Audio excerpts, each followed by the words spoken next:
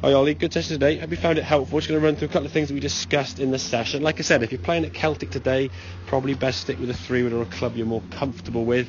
But in terms of practice down the range, if we can try and work on this driver, get this working back in the bag and get that ball flying a bit straighter. Now the problem we had, to say, takeover was okay to about here.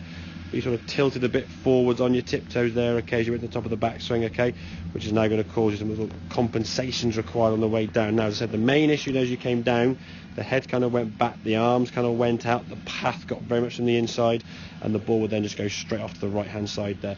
The way then you try to compensate that was, as we said, sort of corkscrewing your hands, and that will just cause a massive hook to the left. And if you hit enough balls in a row, as you saw in the 10th or the 9th or 10th drive you hit, was actually pretty straight and sort of ended up something like this. But again, it took you a good many shots to try and find that straight shot on the golf course. We haven't got that luxury, unfortunately. Okay, so as we swing to the top of the back, now again, turning into that right side, nice, that head staying a bit more stable, as you can see, not leaning so much onto the tiptoes, okay? The feeling now is the hands are going to work down and as that club kind of works back in front.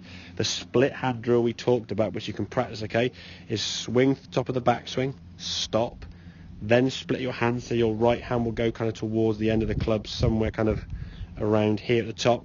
And as you bring that golf club down, you want to reattach the hand to the grip before that club comes back. You can see on this one now, again, a good transition down the golf ball, club now kind of nicely back in front.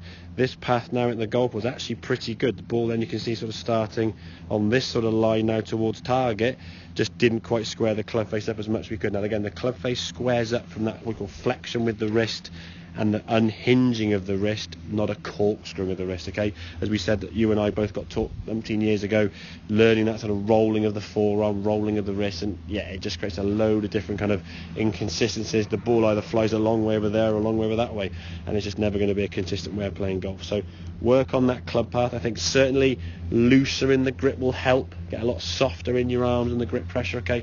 Help that club work back down in front of you more. We can get that path a bit more towards target.